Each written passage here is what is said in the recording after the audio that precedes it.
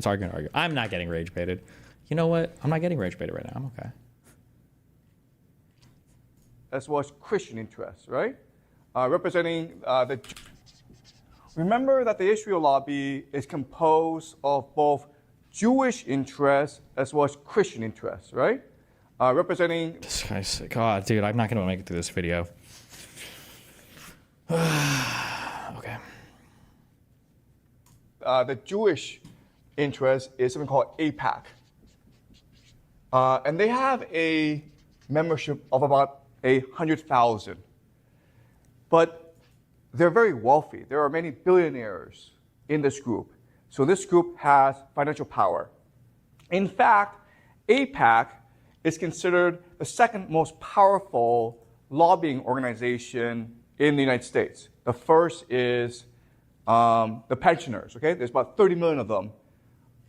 And their lobbying organization is the most... This is like Riverside. No, this guy is like, he's like I call him the Gary's economics of geopolitics. Powerful. Because everybody saw some video like a year ago. It's like, oh my God, a year ago he said we might be going to war with Iran?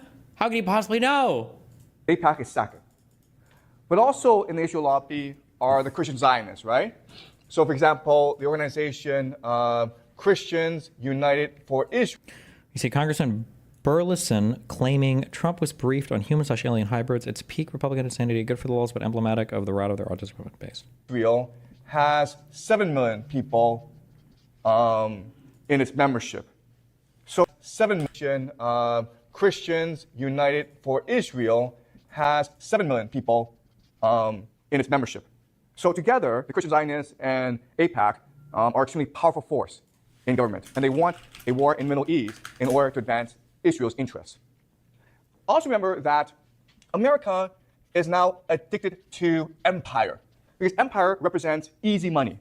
All money... You know what? Fuck it. All right, state your case. Hey, so I just kind of figured I'm gonna get rage baited. I'm ready if to you're get rage in baited. public, right, you're kind of making up the idea that we're doing it every single day. If you're only coming there once, like, how can it possibly be that you're harassing somebody? You just happened to be there when they were there. What about the people that work there? I mean, that's true. If you're So to wait, come so back... the argument that you just made was a complete BS argument, right? So for the workers that are there, if they were doing the exact same thing to the workers, you would still defend that the exact same. So it doesn't matter how much they show up, right? No, I mean, if they're going to show up to the same business every single day and film those workers, that would probably constitute as harassment. Wait, why? Isn't their First Amendment right to film in public if it's a public place? I mean, it's like a repeated thing that every single time you mention that you would be following somebody around, or if you would be doing it every day, I just didn't see that happen in the videos that you were watching. I didn't, you know, see that intent in the filmers. They were just there to potentially, as far as the people being quote unquote harassed knew, to get some B-roll for some, you know, documentary they were filming or something. How could they know? So if they went back a second time, would that be harassment? I'm not really sure. I don't particularly know the laws on harassment enough to say how many times it would take. Well, I mean, do you feel like it would be harassment, or do you feel like it would be if they went back a third or fourth time, or? Well, like, do my feelings really matter? Why, isn't that what we're talking about right now? I thought we were talking about whether it was legal or not. And usually, like, feelings don't matter whether something's legal or not. Right? I don't know what the laws are on this. I think I've said that like 20 times. It feels like it would be harassment or something. I don't know. I haven't looked up any of the city ordinances or statutes. Nobody's linked me any. Oh, well, actually, fair enough. I don't disagree with that take, then. If we were just talking about feelings, then, I mean, yeah, we could say whatever we thought, you know, whatever we feel like, so, yeah, that's fine. Do you feel like 3-year-olds are hot?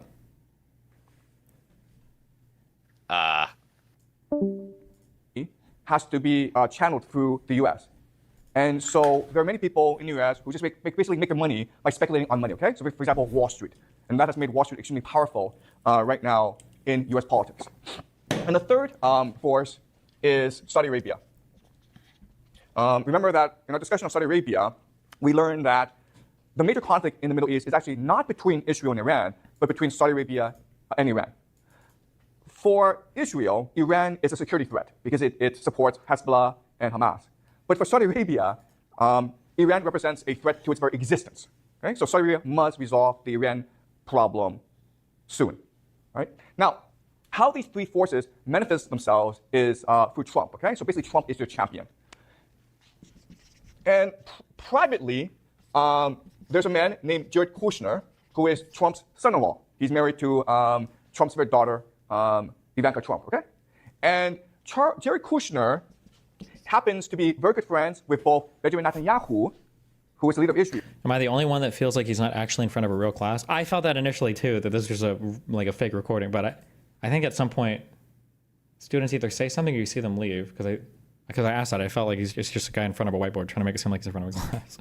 As well as Mohammed bin Salman, who is the leader of Saudi Arabia. Now, Jared Kushner's father, Charles Kushner, was a very prominent sponsor of AIPAC. In fact, when Benjamin Netanyahu comes to stay in the United States, he lives with the Kushner family. So one night, Benjamin Netanyahu had to stay in Jared Kushner's bedroom, and Jared Kushner had to sleep in the basement. Okay, that's how close they are. And Jared Kushner is friendly with MBS, the leader of Saudi Arabia, so friendly that when Jared Kushner started a private equity fund, Saudi Arabia invested $2 billion. Okay, so through Jared Kushner, these three forces are able to exert influence on Trump. As we also discussed, it's very likely that Trump will become president of the United States again in November, and he will pick Nikki Haley as his VP. And that means that Nikki Haley will be the one in the Trump White House pushing for war against Iran. As we discussed, Nikki Haley makes most of her money from the Israel lobby, okay? The anti-Iran lobby.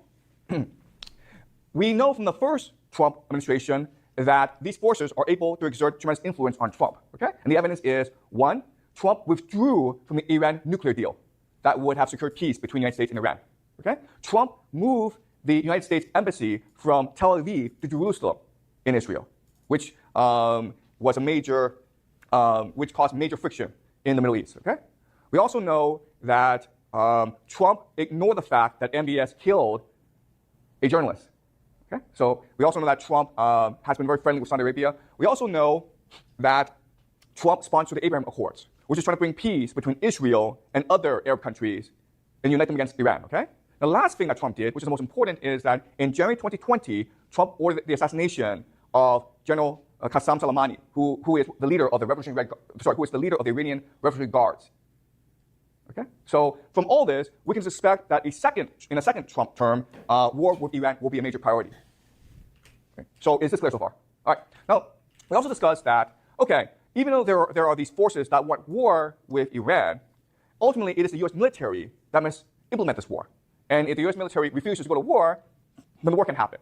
So we discussed that, unfortunately, the U.S. military is very different from what it was 30 years ago. Okay? 30 years ago, the U.S. military maintained very standard military doctrine. Okay? They maintain three very important principles that all militaries must maintain in a time of war. The first is mass forces. B is... I got it. Oh, wait. Am I sleeping? No, I don't even know what the... this is just like standard conspiracy brain. I'm sorry. I don't know what else to say. Like, talking about like Jewish and Christian, like Jewish means religion the same way that Christian means religion. And when you say Jewish and you're talking Middle Eastern politics, you're almost always talking about the ethnic group of Jews in this country of Israel. But maybe you can say that. I don't think Soleimani, I don't believe he was the leader of the entire IRGC. I think he was just the leader of the Quds Force. Somebody in KickJap pointed that out. Because the Quds Force is like, that's like their international fucking terrorist branch, basically. I don't think we killed Soleimani just because we hated, or because we wanted to go to war with Iran. I'm pretty sure we killed him because because that guy was fucking murking U.S. troops for like a decade, I think. I'd have to go back and check. I don't remember all this, or how long he was in charge of all that. I don't think Kushner started that hedge fund alone. The one that MBS did that $2 billion investment. That wasn't just him starting it. I think it was just, I don't remember what the equity he had in it was, but it's not like his sole investment firm or that he was getting money from it. I can already tell it's just going to be like an amalgamation of like statements that are like generally true with like some crazy narrative to wrap it all up, but okay. Standard military doctrine. Okay, they maintain three very important principles that all militaries must maintain from what it was 30 years ago. Okay, 30 years ago, the U.S. military maintained very standard military doctrine. Okay, they maintain three very important principles that all militaries must maintain in a time of war. The first is mass forces. B is avoid encirclement, right? And the third is protect supply lines. Now, the important idea is that when you fight a war like this, okay, which is traditional warfare, you must have the consent of the public, okay? Because it is the public that sends soldiers, that provides money, that gives you political support. But in 2003, the US military changed its military doctrine to one of shock and awe. Okay? And what shock and awe means is that you don't have to follow these three principles anymore. You can use air supremacy. You also have technological omniscience. And you also have special forces. And this allows you to fight wars cheaply, quickly, and decisively so that you know I haven't studied. Hold on, I'm so sorry. 1 second. What it was 30 years ago. Okay? 30 years ago, the US military maintained very standard military doctrine. Okay? They maintained three very important principles. The US military maintained different from what it was 30 years ago. Okay? 30 years ago, okay. The US military maintained very standard military doctrine. Okay? They maintained three very important principles that all militaries must maintain in a time of war. The first is mass forces. B is avoid encirclement, right? And the third is protect supply lines. Is that a military doctrine? The doctrine of avoid encirclement? What about like 4, don't let your soldiers get shot? Okay. So now we don't care if our soldiers get encircled? We no longer worry about that? And we don't care about supply lines? Is it? I don't know. Okay. But sorry, whatever. You can use air supremacy. Means is that you don't have to follow these three principles anymore. You can use air supremacy. You also have technological omniscience. And you also have special forces. And this allows you to fight wars cheaply. Like I don't know enough to say that he's wrong, but this sounds retarded to me. Did we just invent special forces in the past, couple decades? Were there no special forces in World War II or anything? Was that not the case? Was there no air superiority in World War I, World War II? Did Israel not have air superiority in the Six-Day War? Was there no technological advantages up until 30 years ago? Was that? I don't know. Okay. Quickly and decisively so that you no longer need public political support for fighting wars. And as we also discussed, this created the idea of hubris in the American military. So the American military, because of the 2003 war in Iraq, are confident they can win any war, any place, against any enemy. We know that this doctrine is actually not true. And we know because of something called Operation Prosperity Guardian. Okay? So a few months ago, the Houthis, which are a rebel group in Yemen, they started to attack ships in the Red Sea. Okay? And a lot of trade goes through the Red Sea. So the American military dispatched a massive naval force against the Houthis. Were the Americans able to defeat the Houthis? No, they were not. And so what are the Americans?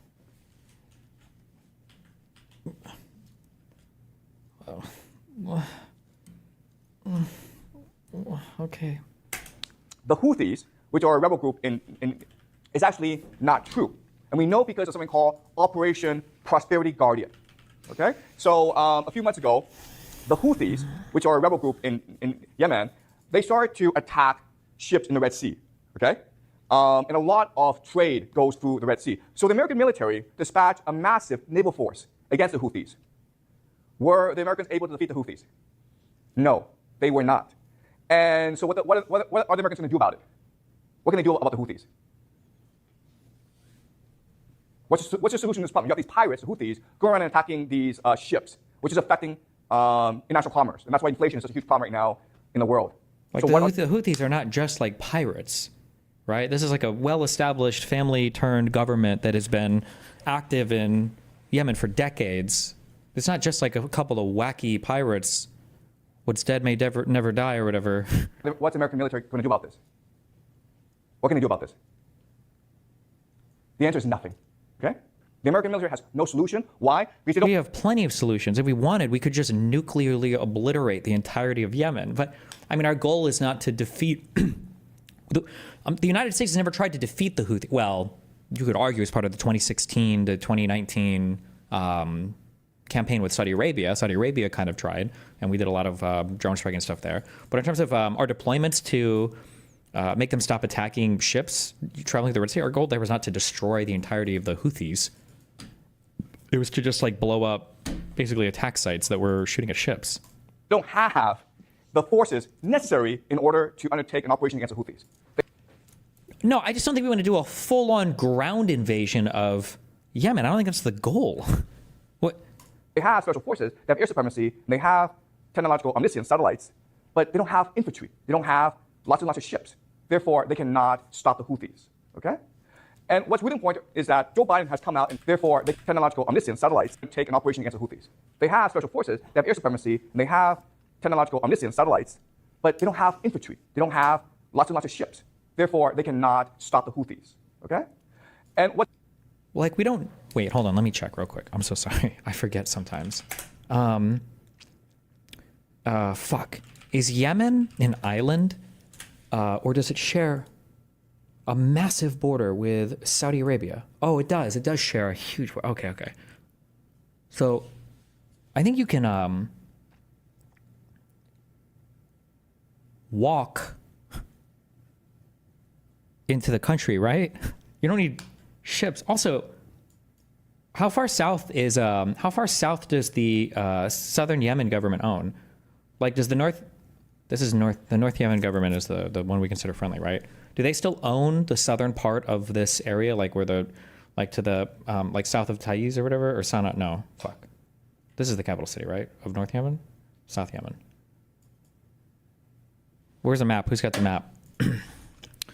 Yemen, Wikipedia.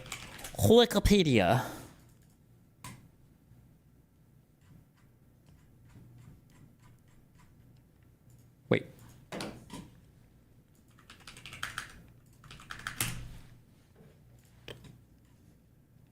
Okay, green I think is the current Ansarullah government, right?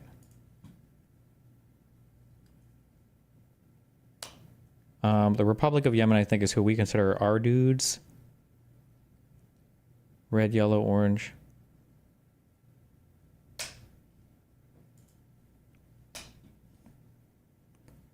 Okay, that's okay.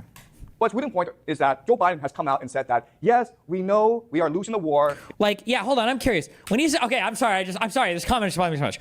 When he says we don't have enough ships, is the implication that, like, the Houthis would beat us in like a pirate ship battle? Is that what he's saying?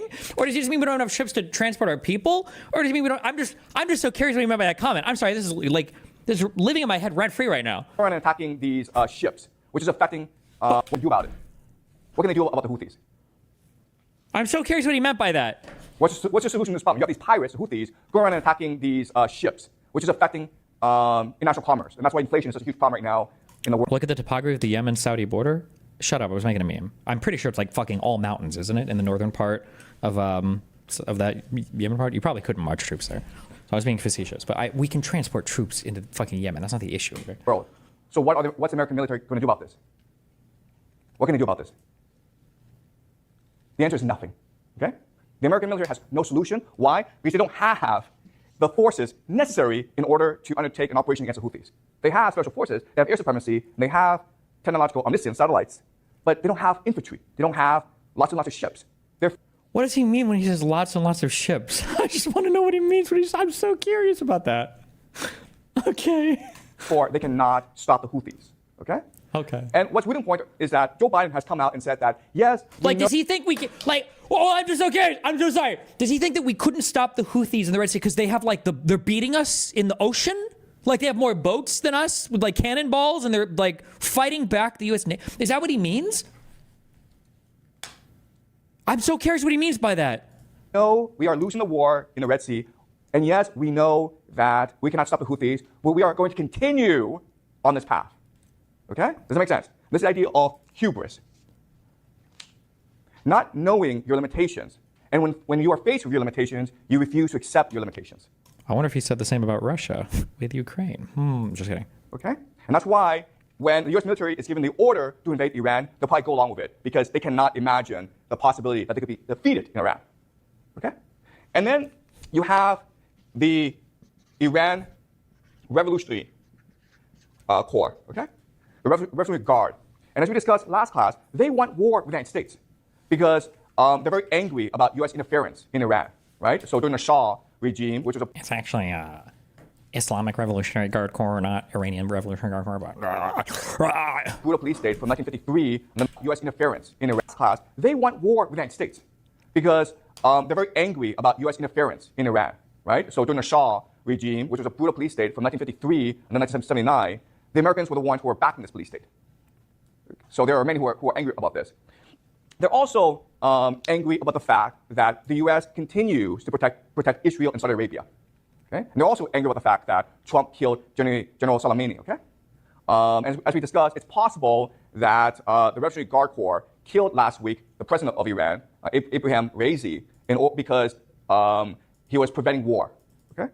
So they want war with the United States. So you see the map, right? You see the logic of this, where there are powerful forces in the United States pushing the United States towards war. You have Trump, who has basically agreed in his first term to raise or increase escalation with Iran.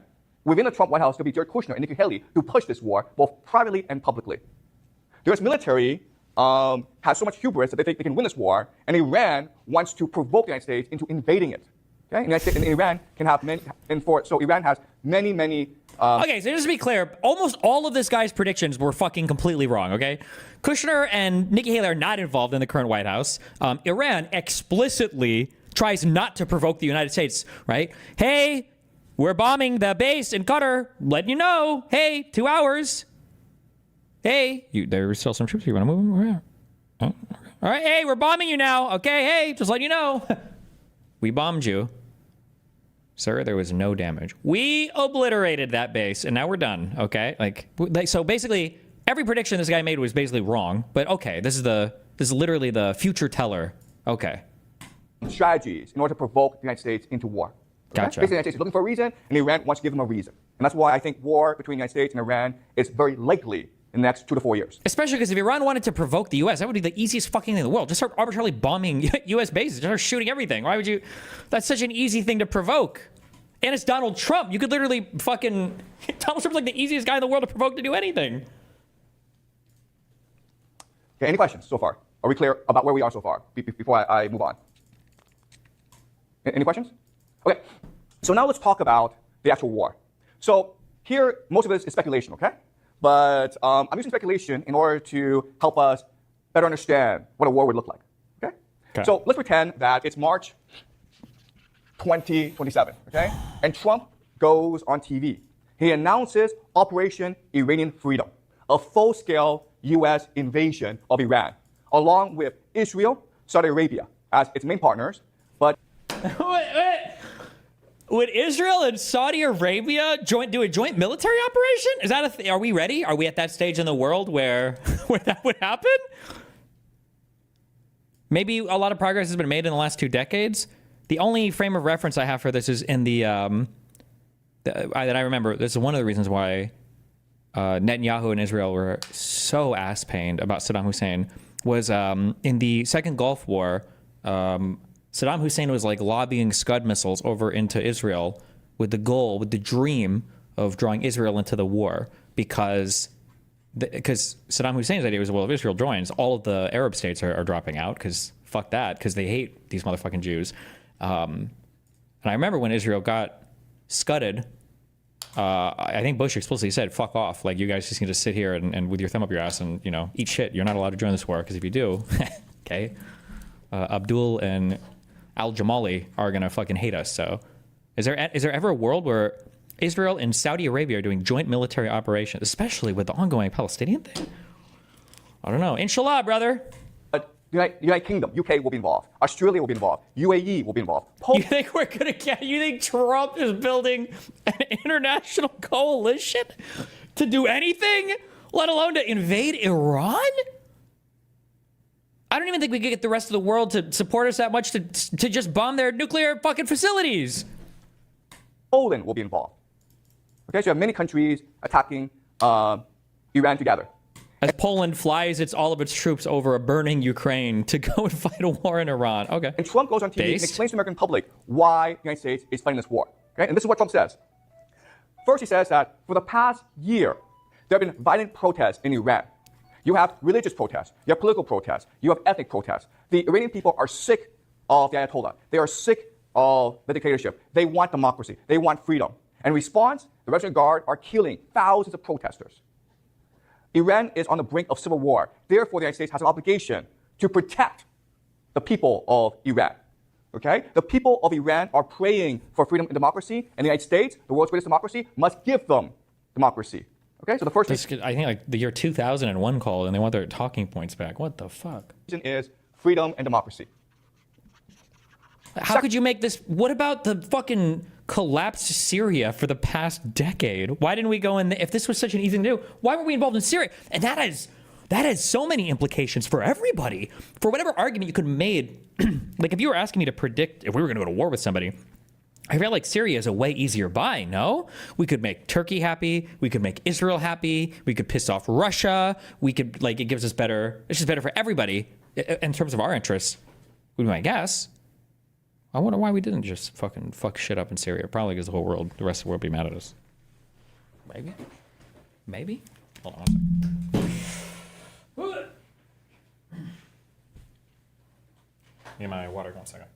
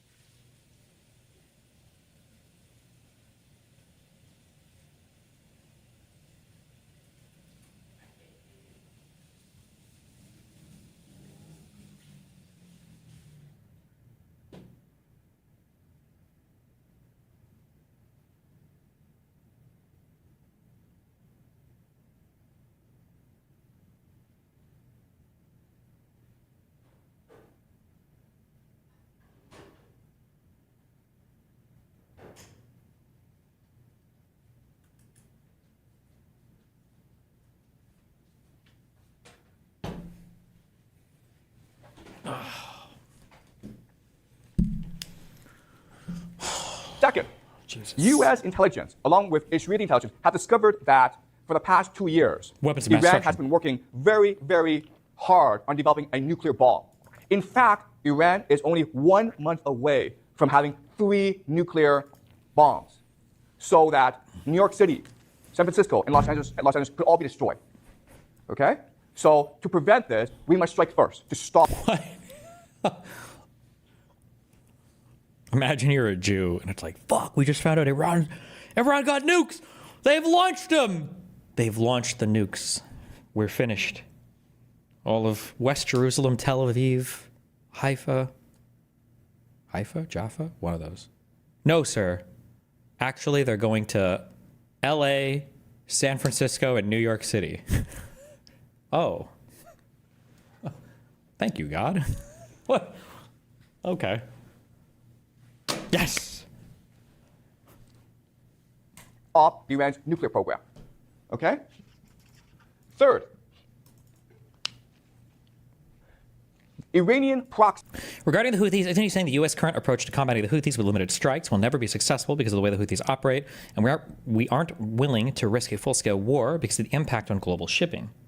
No, we don't want to risk a full-scale war because Yemen, there's like fucking 40 million people that live in this country, and this country has been in civil war for like a century, and the people there are starving, and it's fucked. It's a fucked situation, and there's already a ton of international like humanitarian crises.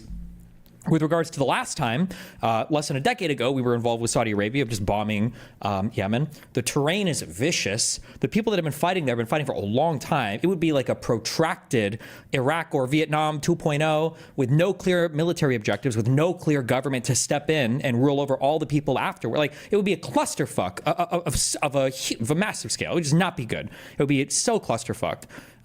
So it's strange that, like, for instance, did our strike on Iran fail because we didn't defeat Iran? Well, no, our goal was to blow up the nuclear bullshit. So the strike was successful. The goal of the Houthis was not to destroy all the Houthis. It was to disable whatever missile launch platforms. So far as that is concerned, I think our strikes were successful. They might be able to build more and keep deploying shit. But I mean, it's hard to combat stuff like that. I love to say, but if I had to nuke one city in America, it would still be Miami because of the girls on Fresh and Fit. The Houthis,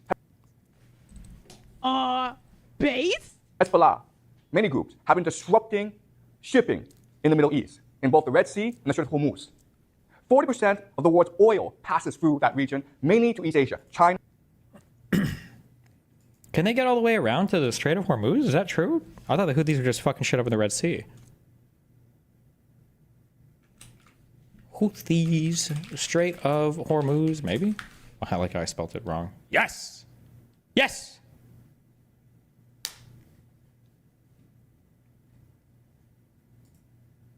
Is he mixing it up with Iran? Iran did the, like the, are they called limpet mines or whatever? That was them a while ago, right? I've never heard of the Houthis attacking stuff up there. But I don't know.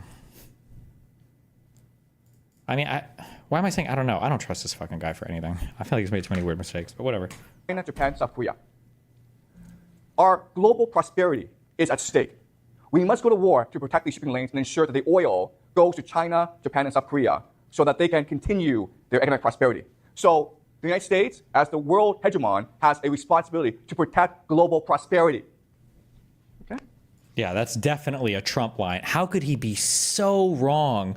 Bro, this guy was the Nostradamus that predicted everything. The United States has to protect global trade. And also, the U.S. is isolationist and we're abandoning NATO. We have no obligation to help Ukraine and everybody can fend for them fucking self. Like, okay. 4, Iran has been launching attacks against our allies, Saudi Arabia and Israel. Hezbollah has been violently attacking Israel, killing dozens of Israelis, innocent Israelis.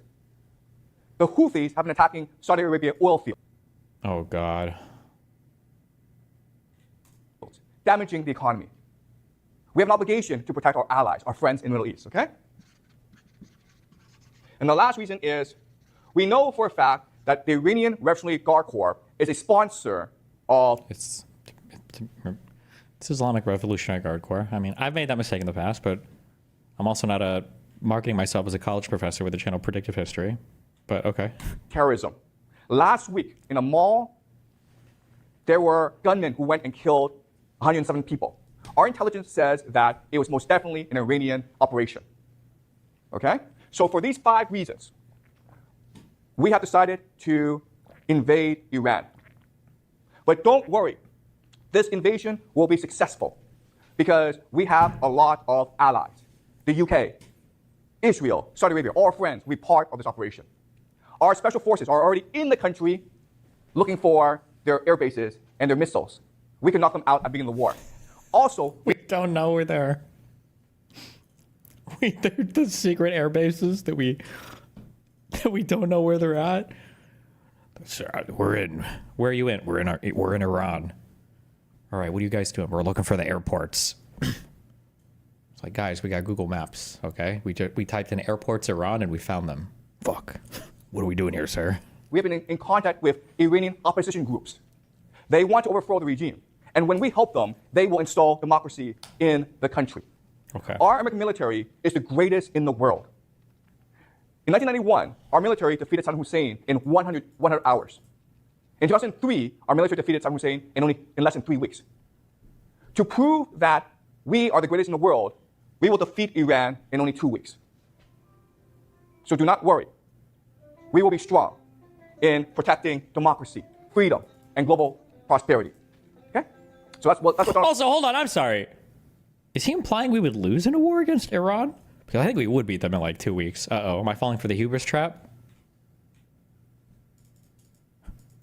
I'm pretty sure Iran found out their nuclear facilities got bombed on fucking Twitter when Trump was truthing it out. The Khomeini guy, I don't know how to pronounce guys, Khomeini was probably like, what's Trump tweeting about airplanes flying back? And the guy's like, sir, there's a reason. We just figured out why we can't get a hold of Falfo. What's wrong with Falfo? They're dead. That place is fucked. What? Will say to the people of the United States, okay? And of course, you're going to have large-scale protests throughout the country opposing this war. But most people in the country will support this war, okay? All right. So after the speech, the operation is launched. And on TV, we'll watch this on TV and the internet together, on YouTube together, okay? And we'll be so impressed by the power of the U.S. military. This is Iran. This is the Strait of Hormuz. Saudi Arabia.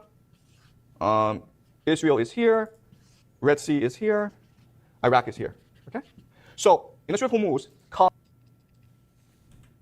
are we doing? Sorry. Hormuz of the U.S. military. This is Iran. This is the Strait of Hormuz. Saudi Arabia. Israel is here. Red Sea is here. Iraq is here. Okay? So in the Strait of Hormuz Okay. Yeah.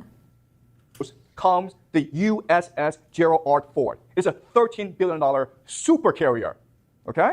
Okay. This thing is designed to destroy countries. It is now prowling the Strait of Hormuz to ensure that shipping is safe. Do you think we could? I actually don't know how much could fit. It's a decently big strait, right? You could probably fit. Strait of Hormuz. Is there like a deep sea limit on? I don't know. I truly don't know. Can any ship in the world go through this, or is it? It should be able to, right? Like it's deep enough for anything, right? I don't know what the clearance. I have no idea. Tankers can go through. Okay. Why don't I just pipe it all out? America establishes air supremacy very quickly, okay? Meaning it has complete control over the skies. Okay. Nothing can move in the skies without America detection, okay? And then a massive invasion force is sent to Iran in the south. 100,000 US troops land, maybe 200,000 Saudi Arabia troops land, okay? Maybe you have 200,000 to 500,000 Not the Saudi Arabian troops. Oh no. troops in Iran. And they are about to strike Tehran in the north, okay? So in the south, the United States and its allies have established a foothold. They have a huge presence in the country, and they're about to attack Tehran, okay? Okay. All right. Do you understand what has happened? Got it, sir. Okay. Now I want to ask you this question. Yes. At this point, I think the war has been decided. Okay. Who has won the war?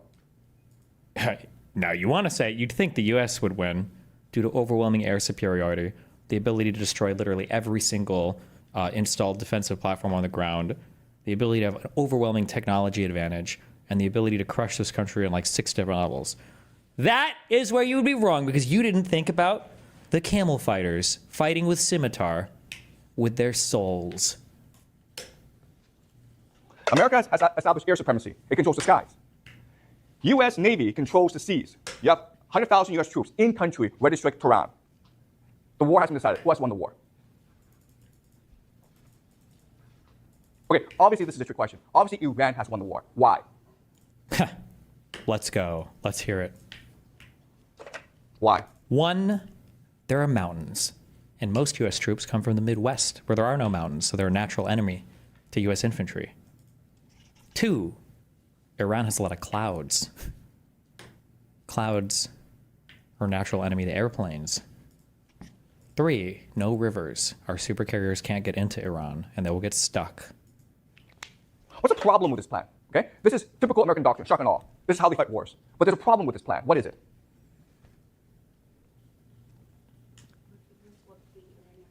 Why would the Iranians want this? The Iranians want this because, okay, fuck, there's so many different ways that the conspiratorial mind can go off. The Iranians want this because it'll turn the whole Muslim world against us and make everybody hate us. The Iranians want it because we'll get mired down, something to do with Iraq and Vietnam. The Iranians want us to do this because they'll just straight out win. I have no idea. Fuck me. I don't know. Tell us. Okay, let's go back to traditional military doctrine, okay? In traditional military doctrine, you have 3 principles, right? 3 principles. Okay.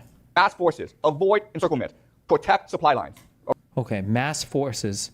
Okay. They got a lot of people. A lot of people live in Iran. I have no idea how big their military is, but they got a lot of people. True. Number 1. Avoid encirclement.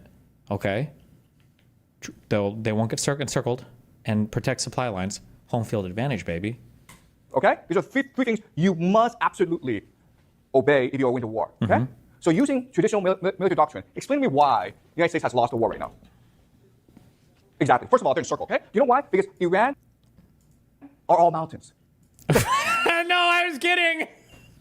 No, I was just kidding. I didn't mean that. No, I was just joking. Hold on. Before he gets into this, and I'm sure he's like half joking, okay? To encircle the enemy is when your troops have encircled the enemy and like cut them off from supplies and the ability to coordinate with other forces and everything, and it's about like strategic. That doesn't just mean there's like stuff like geography around you, right? But he's not being literal here. Hold on, I'm sorry. Exactly. First of all, they're encircled, okay? You know why? Because Iran are all mountains. It's a fortress. okay? Meaning that to get these troops into the country, you have to airdrop them.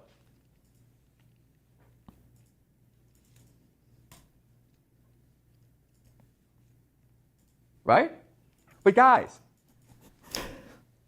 once you're in the country, you can't get them out of the country.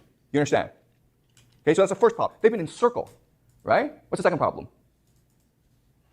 They can't actually go. No supply lines, guys, because they can't get up to the mountains. Why not? Like it's too heavily defended. Why not? Because they got too many people. It's like 100 million motherfuckers in this country, bro. That's right. And why else? Like it's very hard to move like tanks and equipment to mountains. Yeah, that's right, okay?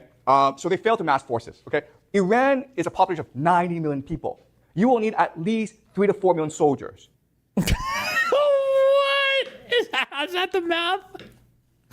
I'm sorry. I'm To even think about conquering the country.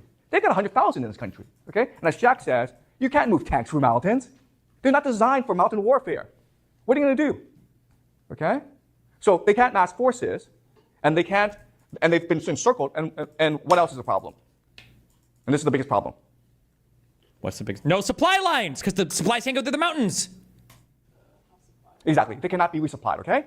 They have no supply lines. The mountains and the clouds. For them to be resupplied, They would have to airdrop in. They would have to airdrop it in. And we've used all of our airdrops in Gaza, dropping crates on civilians and killing them with them. So we have no more supplies either. have to drop ammunition, food, into the country. Like it's fucking Vietnam. But again, Iran is all mountains. So it's very easy for Iranians to shoot down the airplanes. Does that make sense? When you pass through mountains, you can't see what's on the ground. What? Okay, hold on. I'm sorry, just as a quick thing.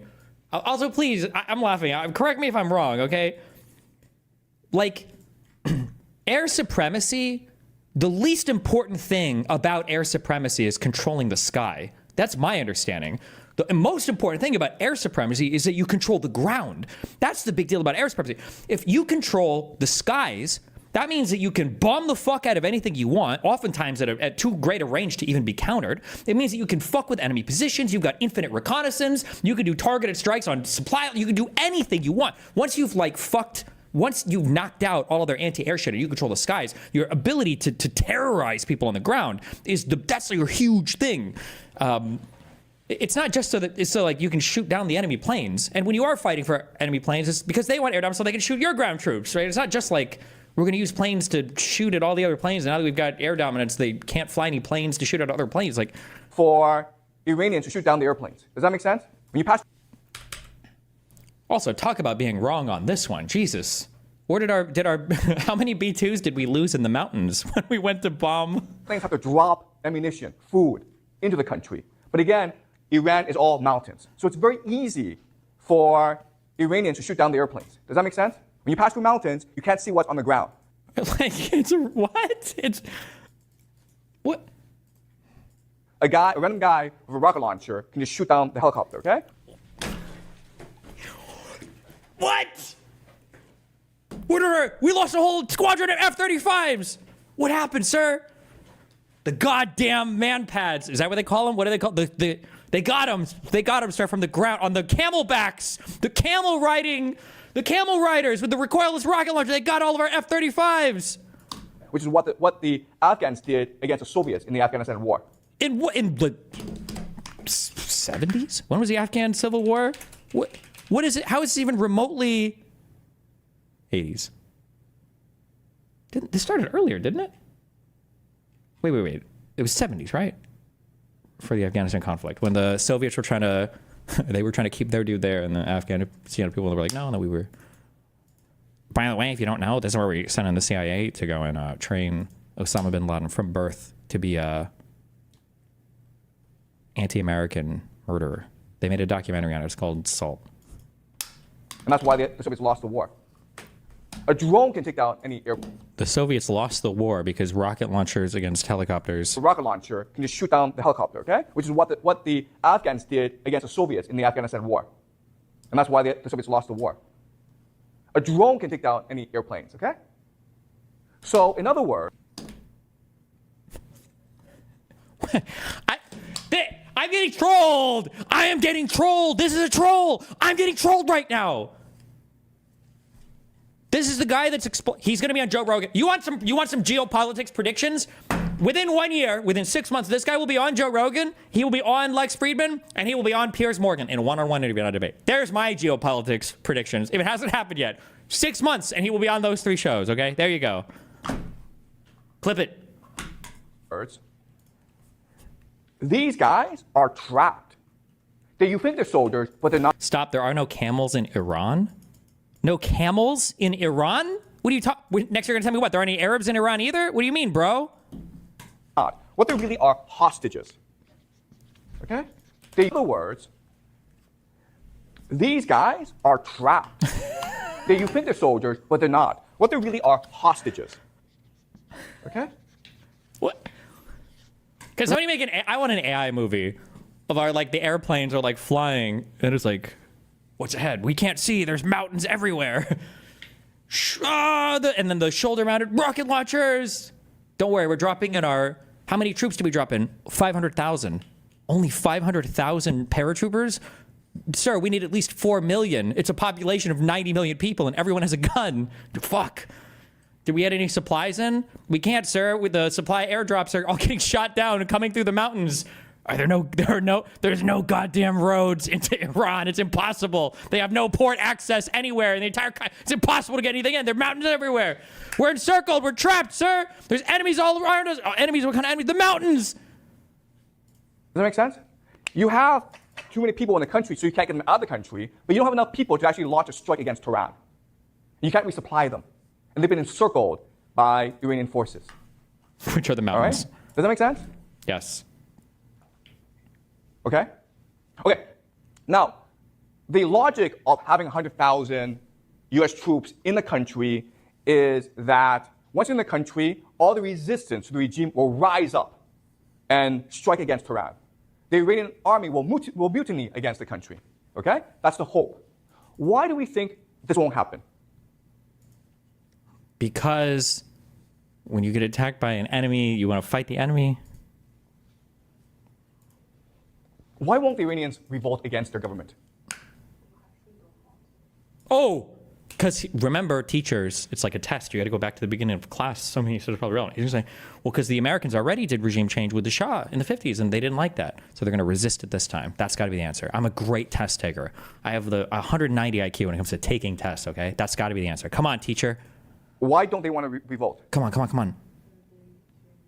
I'm going to come. That's right. Okay, so Iranians hate Americans, okay? Remember that Iranians remember the Shah. I cummed! I'm the master test taker, bro. Give me a test at any subject. If the test is long enough, I will figure out the later answers from the beginning ones, okay? You always start at the back, so I start reading all the questions, okay? From 1953 until 1979, Yeah. the Shah, the American-supported Shah, was running a brutal police state. So brutal that everyone in Iran revolted against the regime, okay? That's number one. Why else would the Shah, the American-supported Shah, was running a brutal police state. So brutal that everyone in Iran I don't know if it was quite that unified, but okay. revolted against the regime, okay? That's number one. Why else would the Iranians not support the Americans? What's the other reason? Okay, we got that. Did he give another reason? Because they might lose. They would be trapped, encircled by the mountains as well. Israel. AIPAC. Israel. AIPAC Jews. Israel, AIPAC Jews. Israel, AIPAC Jews. Why? Israel. Because Israel would be part of That's the the first reason. Israel. Iran has a bad history with America. And Why Israel. else? Maybe Saudi Arabia. But Israel and Saudi Arabia. Israel, AIPAC Jews. But also maybe Saudi Arabia. Come on. Guys, which country's next door? What happened in Iraq? America destroyed Iraq, right? From 2003 into 2011, America was there destroying the country. America said that it would bring freedom, democracy. It would bring prosperity. It would bring wealth. But instead, it just destroyed the country. You know what? We need to look up what's going on in Iraq these days. I truly have no idea. Is it actually fucked right? I truly have no idea. I don't know. American soldiers were running into houses every night, pointing guns at children, destroying homes, and arresting men for no reason, okay? Iranians saw all this on TV. Yeah, they were probably cheering. They heard about all this from neighbors, okay? So they know that. What I feel like I read stories about this, the Maliki guy, the guy that we first put there, was like fucking traumatized from the Iraq-Iran war. And like, we're like, all right, we banned. Bush came in and he said, no more If you were in government before, or any part of the country at all, you're not allowed to be there again. Okay? Bad boss. Spank. Okay? And then the whole new Iraqi government was like, okay, well, we were a whole bunch of people with no experience now because you banned all the other people from ever being a government. And they got this dude, the Maliki guy, and he was like, all right, it's day one. What are you going to do? I'm going to drive as many things as I can over to Iran because I know that the U.S. is going to cover me because they just fucked this whole country up, and I'm going to go and harass Iran at the border. And I'm pretty sure he did this like fucking immediately. And I think we got him to fucking chill eventually. But I think this guy's early life, he was like traumatized in some Iran, or some Sunni Shia bullshit. I don't remember. I have to go look it up. But I think the first dude was initially unhinged. But I think Iraq and Iran, from that war, at least onwards, hated each other for at least a little bit. I don't know. They're modern. I don't know enough about these countries yet. That if America comes, it's just wrong. Destiny. Maliki is the most pro-Iran party. Not party. The first. I don't know if he was president or prime minister. No. Destroy the country, not to bring freedom, democracy, not to bring prosperity. It's to destroy the country. True. That's why they're gonna fight. True. Okay. And then another reason is that Iranians think that they belong to a great civilization. So they value their freedom and independence. Okay, does that make sense? They're not going to submit to a foreign conqueror. So, why else would the Iranians resist? They don't want to get a puppet state. Oh, Saudi. Also religion, right? Oh, yes. The Iranians are religious. Wait. For the Drake meme, is there like a sound effect with that, or is it just a GIF? I need like an sound effect. I don't have any of that. Like, oh shit. Believe that America is Satan, and they have a duty, a religious obligation to fight Satan. Okay. So for many reasons, there's just no way that Iranian people are going to stand with America. You might have a minority, but most are going to resist. Okay. Okay. Especially the mountains. Okay. So does that make sense? Okay. Any questions so far? Okay. So that's a great question. Why would the Americans think that the Iranian people will rise up? And the answer is that they need to justify the invasion. Okay, does that make sense? They have to have a logical explanation for why this invasion will succeed. Because one of the criticisms against them will be like, you need 4 million people to invade Iran. They don't have 4 million soldiers. They have at most 1 million soldiers, okay, total throughout the world. The whole world. They have about 60,000 in the Middle East. So they can't get 1 million soldiers. So the only explanation is, okay, well, we're going to pretend that once we invade, the people of Iran will support us. You understand? Mm-hmm. So it's not based on truth, but it's a explanation for why the invasion will succeed. Does that make sense?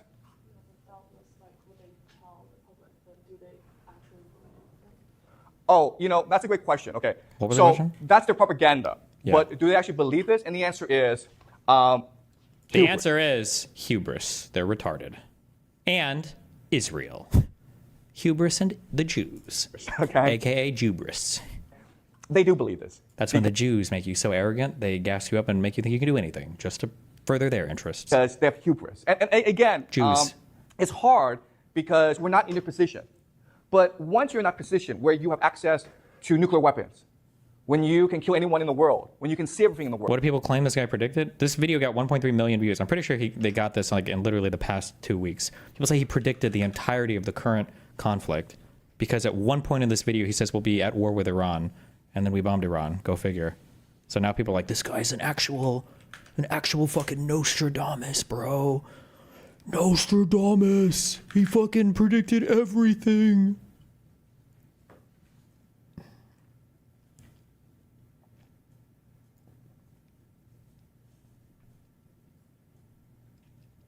In the last 30 days, this channel picked up 326,000 subscribers. His channel has 343,000 subscribers. World. It makes you think you're God. Okay? And we remember, like, last semester we were reading the Greeks. And the Greeks believe the worst thing is hubris. Oh. Because it makes you think you're God. But you're not God. And you're going to get into a lot of trouble if you think you're God. Okay? Does that make sense? Okay. All right. Any more questions? Why do you think US and that Iran will use their nuclear bomb if they create one? Because many countries have nuclear. Why is there like one person in this guy's class? Is it his wife? His mom? Okay. So, Trump says that Iran is 1 month from developing a nuclear bomb, right? Mm-hmm. America's been saying this for the past 10 years. Okay? You just Google this, and America's like, oh, Iran is only 1 month away from a nuclear bomb. They've been saying this for the past 10 years. Okay. So do you understand? When Trump gives a speech, there's absolutely no evidence that any of this is true. Okay? But this is how he'll explain the invasion. Okay? All right? And chances are that even if Tehran possess a nuclear bomb, they won't use it. Why not? Because if they nuke someone, then they'll get nuked. Oh, second guy. That's right. The reality is that there's only one way that America can win this war against Iran, okay? And that's if the people rise up. Just nuke the country. Oh. And America, Okay. Oh, my bad. Yeah. Base? will do that if it has enough, if it has a pretext, okay? Well, nuke. Why we're gonna nuke them? Is that there's only one way that America can win this war against Iran, okay? They can just nuke the country. And America will do that if it has enough, if it has a pretext, okay? Okay. So nuclear weapons is something that Iran is very afraid of, okay? So does it make sense? All right. So Okay.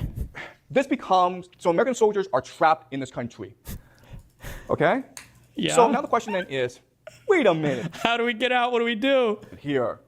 Why would America do something so stupid as send 100,000? Yes, please. Hold on. Okay, I'm edged. I need to get like a splooge cannon. Please, God, bring in APAC and the Jews here. Please, God, you can do it. Please, please, please, you can do it. I know you can do it. Please, please. Soldiers into Balls are so blue right now. Please. the country for no reason and get them trapped, Because okay? So that's a question. And what I'm gonna do now is make you the argument that there are or is it so we have an excuse to nuke them? two ways that we can Nuke them. prove or provide evidence that this is true, okay? The first is never. historical analysis. Historical analysis means that are there historical examples like this? Okay? Are there historical analogs? If there are, then this could be true, okay? The second method is through game theory analysis. Okay. Why would the actors who are rational do something as stupid as trap 100,000 American soldiers in Iran? All right? So we'll first do historical analysis. Okay, well, historically, it's identical to Vietnam. Everything. You know that one quote? Everything is about sex except sex. Sex is about power. Everything in geopolitics is about Iraq, except Iraq. That's about Vietnam. Did you know that?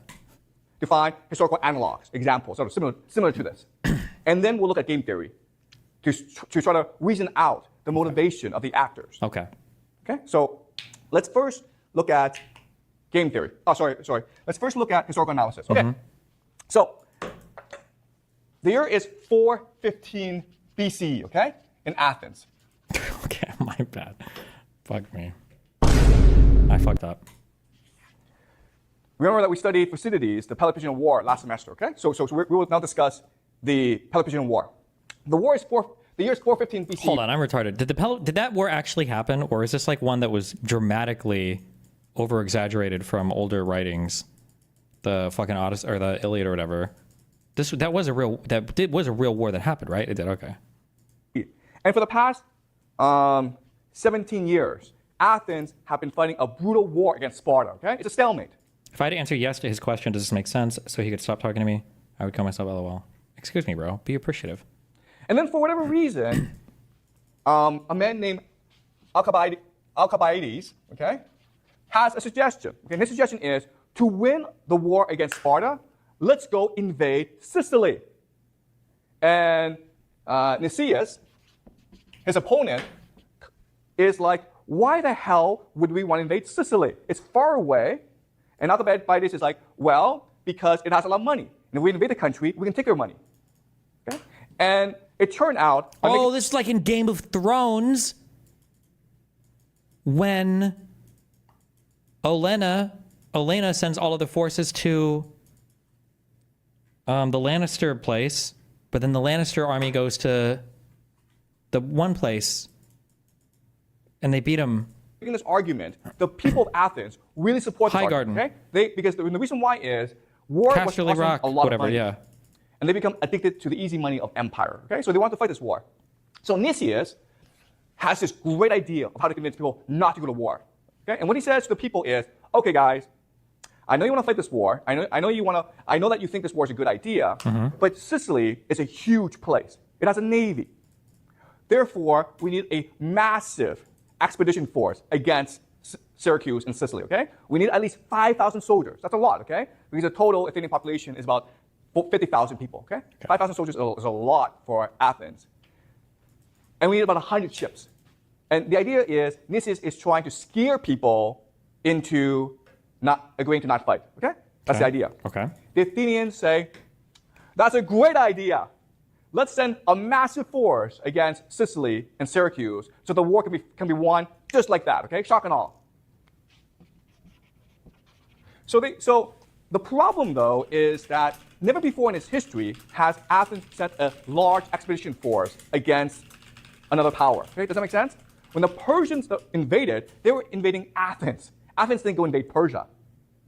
So when you send a massive expedition force against another country, what is your number one problem?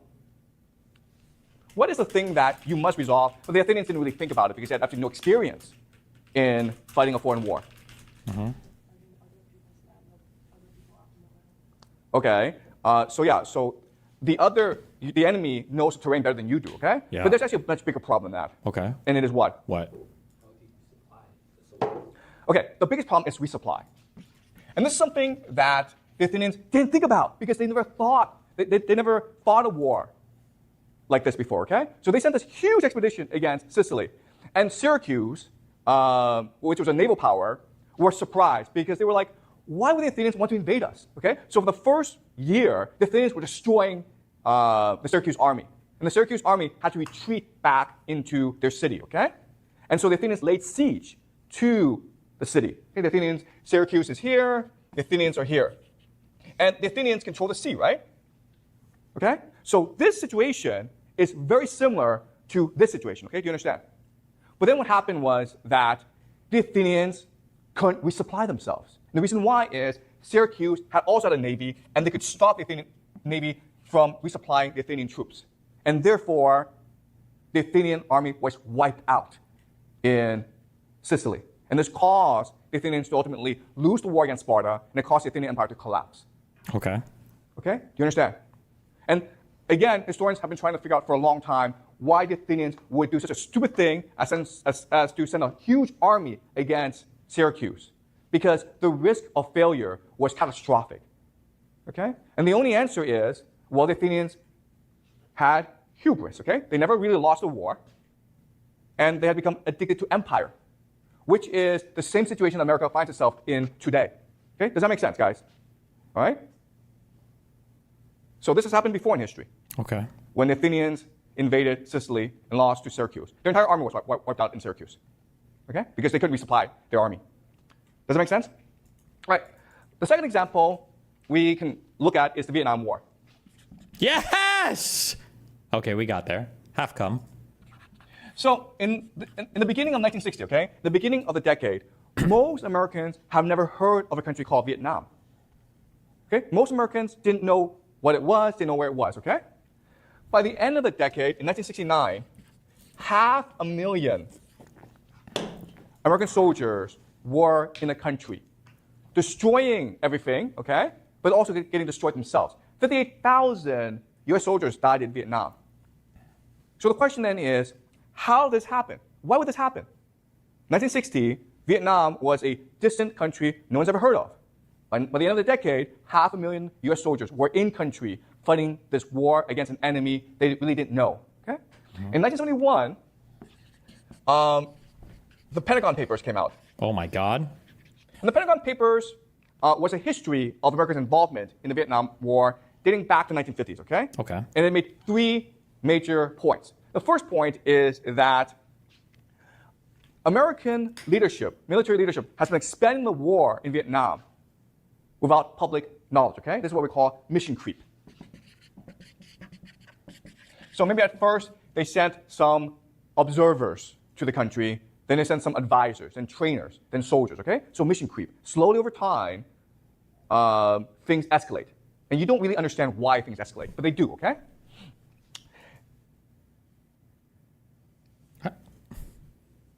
Is that the definition of mission creep? I don't know if things escalating is considered mission creep. I thought mission creep is when you are in an area and then your objectives start to evolve over time, not necessarily because of an escalating situation, but just because you're taking on more and more shit. So for instance, I think mission creep was a huge criticism of Iraq and Afghanistan because we toppled the leader, but then we decided afterwards, like, let's rebuild the whole country. That was like a big mission creep, like that objective. Like it was obvious that the country needed help afterwards, but we didn't even, it just didn't seem to be something planned for, like goalpost shifting. If you get involved in a war and then the war is escalating, I don't know if I would consider that mission creep, but okay. Second point is that American leadership, from very early on, knew the war was unwinnable. Why? Really? Fuck, I haven't read the Pentagon Papers for Vietnam or whatever, but This was the greatest military in the world. They dropped more bombs in Vietnam in the 60s than all bombs were dropped in World War II, okay?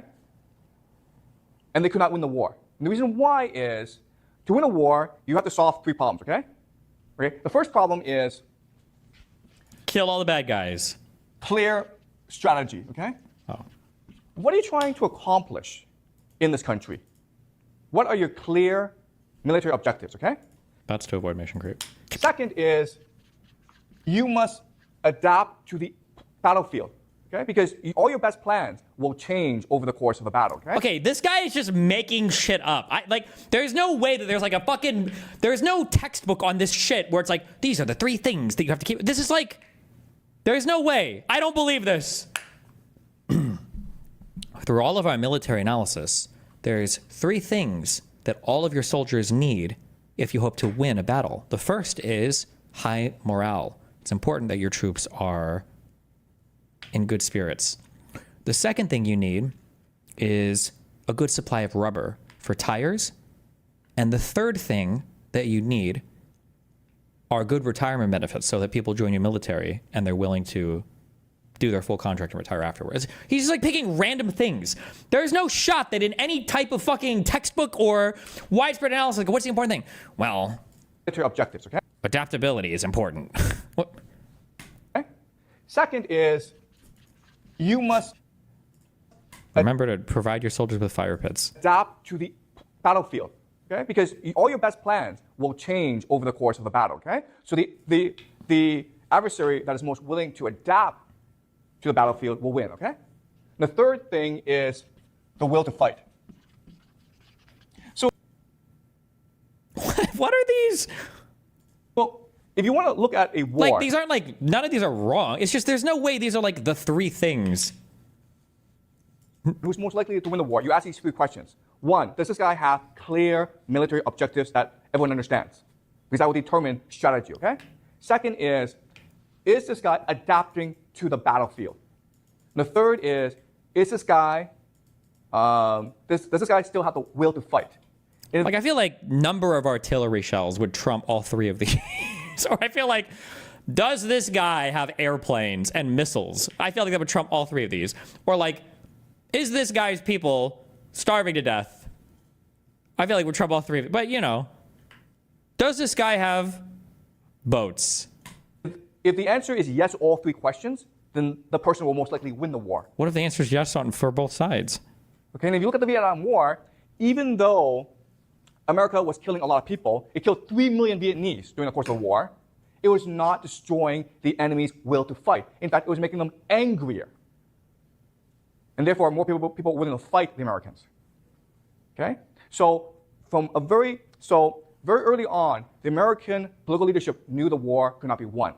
So then the question then is, Because the more you killed them, was it like 28 days later rules or whatever? The angrier they got, the undead would come back. why did America stay in the war? And the answer is credibility. Okay? Credibility just means they didn't want to lose face. They didn't want to be laughed at by the Chinese and by the Soviets and by the Europeans, okay? Wasn't there also like a massive international First World versus Second World Cold War conflict going on where we didn't want to lose influence in other countries? Or is it really just... But there's actually another way to understand credibility, and it's what we call the sunk Cost fallacy? fallacy. What? Okay? Have you guys This is the most random assortment of things on a dry erase board. heard of the sunk cost fallacy? And the idea is, Also, I like how the 3 things that you need to win a war, I feel like they would at least be reflected in like the three things that of like military doctrine or whatever, but there's just like no overlap at all. Like, never ever go into a casino. The reason why, fallacy. Okay? Have you guys heard of the sunk cost fallacy? And the idea is never ever go into a casino. The reason why is that when you go to a casino and you start losing money, at some point you cannot leave the casino. Why not? You feel like you've lost so much, so now you have to make it back.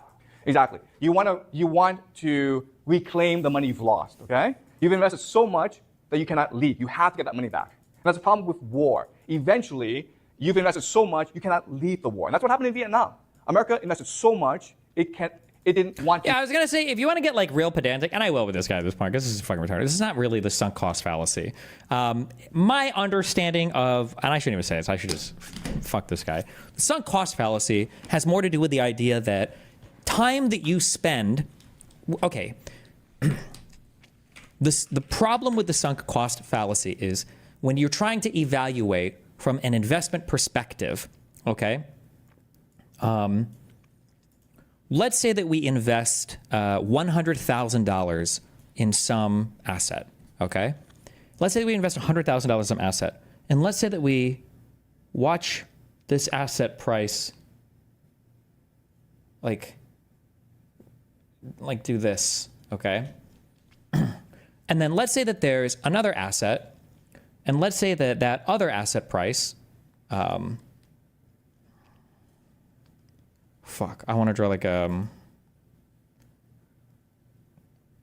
was gonna say a derivative, but I don't need to, I guess.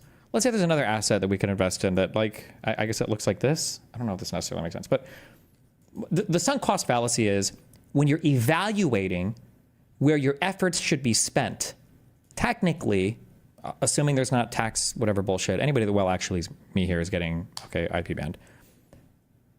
When you're evaluating where your money should be spent, the evaluation should always be strictly prospective. Retrospective doesn't really matter, right? Let's say that somebody says, okay, I have $50,000 in my AMD stock and it was worth $100,000. I can't sell now. Like, I can't sell. I'm fucked, bro. I've invested so much money in this. I can't. Like, it has to come back. And it's like, well, why not just like put it, like, it's still going down. Why not just put it in something else that you know is going to go up? Bro, 100,000. I have 50,000, right? The question when you're trying to get somebody to figure out, like, are you sunk cost fallacy mindfucked right now, is take a step back. Let's say that you didn't have $50,000 in AMD right now. And let's say that you had $50,000 in cash.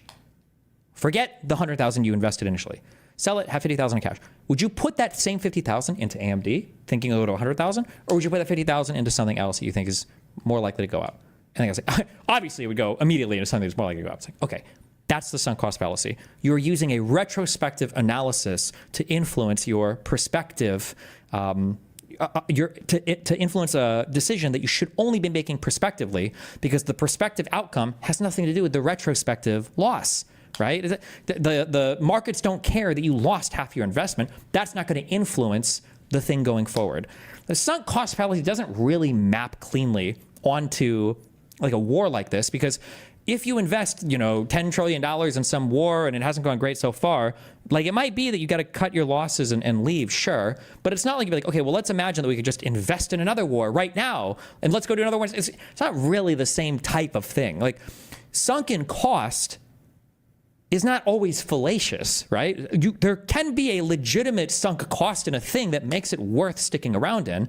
But when it comes to investments or stuff that you can only evaluate prospectively, that has an independent outcome that's not tied into any retrospective stuff, well, then it's fallacious to assume that going forward you should consider where you came from, right? But for war and conflict, it doesn't really map on like that, I am being nitpicky with this guy now, so fuck this guy. To lead the war because he did not want to admit that all this has been lost. Okay, it's what we call the sunk cost fallacy. And that's why, even though America could not win the war, it still wanted to fight the war. Okay, does that make sense? Okay, so the Vietnam War is another example, okay, that is similar to this, where America invests enough soldiers that it refuses to lead the war and admit defeat. Okay, does that make sense, guys? All right. Now let's look at one more example, and this is the most recent example, and it's the Russian-Ukraine war. Now, As you know, in February 2022, The U.S.-backed coup. No, wait, I'm sorry, that was 2014. Putin ordered a Special military operation, he's going to say. special military operation against Ukraine. Don't do the denazify thing. Don't put that all there. That's too much. Don't do it. Okay? And this is Okay. Ukraine. And Russia attacked from 3 axes. Okay, the north to take Kiev, the capital. You have the east to take Donetsk. And then you have the south from Crimea to take the south. Okay? And as we know, the north failed. Okay? The north attack failed, and the Russians had to turn back. Because they didn't have what? So did they lack their 3 things? They didn't adapt to the battlefield. They didn't have the will to fight, and they didn't have cha amigo. Or what is this? CG stamp. What was this again? Clear objectives. Oh, okay. But the east and the south was successful. He must bring in some of his prior analysis to make sense of this, right? You have to bring up the 3 things. They have to bring up the 3 things. Okay? Now, let's bring up this. You have an extremely powerful military attacking your country, the Ukraine. Oh, or maybe they tried this one instead of this one. They went on the right instead of the left one. You have to bring up some of your prior analysis. He'll do it. If you were the Ukrainian president, if you were the Ukrainian military, there's really only one way you can fight this war and win. And what is it? Adapt to your terrain and will to fight. Using traditional military doctrine. How must you fight this war? You guys know? Dude, come back here. Yes! Let's go Let's go. back to mass forces, avoid encirclement, protect supply lines. How much? Mass forces. I don't think they had. Did they have to? The Ukrainian army have more people ready to mobilize right there? Avoid encirclement. Well, I think they failed that immediately, right? Because weren't they getting attacked on all sides? Does that count as being encircled? Not technically. You fight this war. There's only one way you can fight this war. Okay. Excuse me? How do you disrupt supply lines? There's only How do you disrupt supply? one way you can fight this war and win. Grow mountains. Grow mountains. Mountain seeds. And what is it? The enemy is attacking you, right? So what must you do? Defend. Attack back. Counterattack. Okay. The answer is you must retreat. It's like a random answer every time. He's like, the answer is you must make sure your soldiers get 8 hours of sleep a night so they're at maximum performance. Okay? Why? The enemy is attacking, right? So you pull back your forces. Okay. Why would you do that? So that you can adapt to the terrain, it's got to relate to your answers here, right? What's the logic of that? Supply lines. Oh, shorter supply lines. Shorter supply lines, sir. Exactly, okay? It's that simple, okay? You want to overextend your enemy. Ukraine is a huge country, Yes. right? And Russia didn't send out that many soldiers, maybe 160,000. That's not that many soldiers. Not So even if you close just to give them enough. space, they're going to outrun the supply lines, okay? And then when they outrun the supply lines, you can encircle them and you can disrupt their supply. Yes. And that's the only way you can win the war, okay? Did they encircle the Russian supply lines in the beginning? I thought the Russians overextended and their tires fell off because they were fucking old and... What did the Ukrainians do instead? That's the only way to win this war. But what did the Ukrainians do instead, which made them lose the war? Fucking retards. What did they do? They didn't adapt to their terrain. They didn't encircle them. So the Ukrainians refused to give up space, okay? They refused to give up land. They want to fight the Russians for every inch of territory. Weren't there Russian tanks in Kyiv on like day 2? Am I making that up? I thought I saw videos of... And eventually, because the Russians had more forces, mass forces, they were able to push through, okay? So that's the first major mistake that Ukraine made. Idiots. But then last summer, Ukraine launched something called a Don't you know the first thing you have to do is give up all of your territory? counteroffensive, right? And then you can fight with your reinforced... So once Russia was able to take space, because Russia is a land army, it started to develop fortifications, defenses, okay? Mainly artillery. And that's 3 lines of defenses. And in the summer offensive, the Ukrainian military, for whatever reason, sent tens of thousands, hundreds of thousands of soldiers against this artillery, and the Russians blew everyone up, okay? Duh. Now, here's a question. Why are the Ukrainians doing this? They've lost the war now, right? They have no more soldiers. Right now, the average age of the Ukrainian army is about It was like 49 years old. it's over 40 years old. They have guys in their 60s and 70s fighting in the On the military. front lines, but you didn't know that, did you? They don't have enough. Now he's making fun of it, but frontline soldier, okay, huge rucksack, carrying multiple M249s. You can't have a normal soldier do that. You can have a dude in an electric wheelchair doing that. That guy is a actual literal battle tank. Plus, one of the things that's beneficial to these guys on the front lines is when you send them out there, you chop their legs off. And then that's like 20% of the calories that this guy would consume per day. You don't have to feed him as much. More compact for trenches, smaller targets for enemy soldiers. Manpower. The war is lost. Why? Easier for medics to pick up and carry them off. Or for some of the frontline Ukrainian soldiers, what they would do for a lot of the handicapped dudes that are fighting in their 60s and 70s, they just swap them out and they stick them in one of these bad boys. Make sure to Fuck. This one. Japan is truly living in the 2050s. They've invented. Wait. Japan is truly Ukraine. truly living in the 2050s. They've invented this automatic wheelchair that takes you and your luggage to your gate with just a few taps. No more walking for miles. They have this in U.S. airports now, by the way, but and in the Ukrainian front lines to bring back the 70-year-olds. Why would the Ukrainians do this? First of all, why would they fight for every inch of territory? And why would they launch a counteroffensive against a superior enemy? What's the problem? Okay, the first They're trying to do this one. They're trying to do the fight on the right instead of the left. is the president, Zelensky. It's corrupt and hubris. The Hubris. guy's a TV actor. True. Okay? Which means that he doesn't Hubris. think strategy. He just thinks what looks good on TV. True. Fucking true. So for the first 2 years of the war, we're watching this on TV, right? And it looked as though the Ukrainians were going to win this war. Yeah, and remember the first 2 years when it looked like for 2 years they were going to win? I remember that. Right? I remember like 2 years ago, people were saying that the Ukrainians are going to march to Moscow and overthrow Putin. People were saying that. Okay? And the reason why is that Zelensky is a He's on TV. He's an actor. He makes it look good. But he's not actually winning the war. He just looks like he is. master of public image manipulation, okay?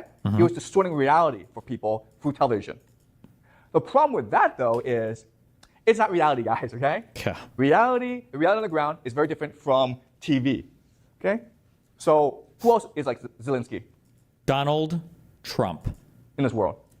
Trump is exactly like Zelensky, okay? Do you understand? And because Trump is like Zelensky, oh my God, I'm so sorry. Oh, I didn't see her there. Oh, I'm sorry. I just stepped on this fucking cat. I'm sorry. I haven't. Well, rip. Gee, man.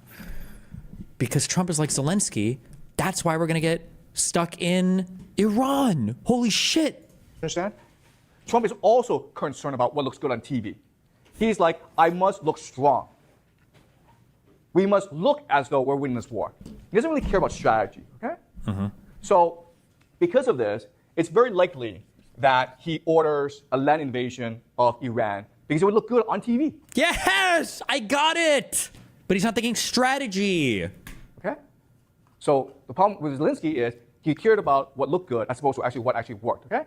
But you also have other problems, like you have extremists The Nazis. Are we going to get there? Oh my God, I'm about to come. in the Ukrainian military, okay? And Nazis. guys, Azov, Nazis. these extremists, they're coming. Nazis, they're neo-Nazis. Ah, come. Ah, I need my splooch. Oh, I'm sorry. I didn't step on you that time. You just got mad because I shouted.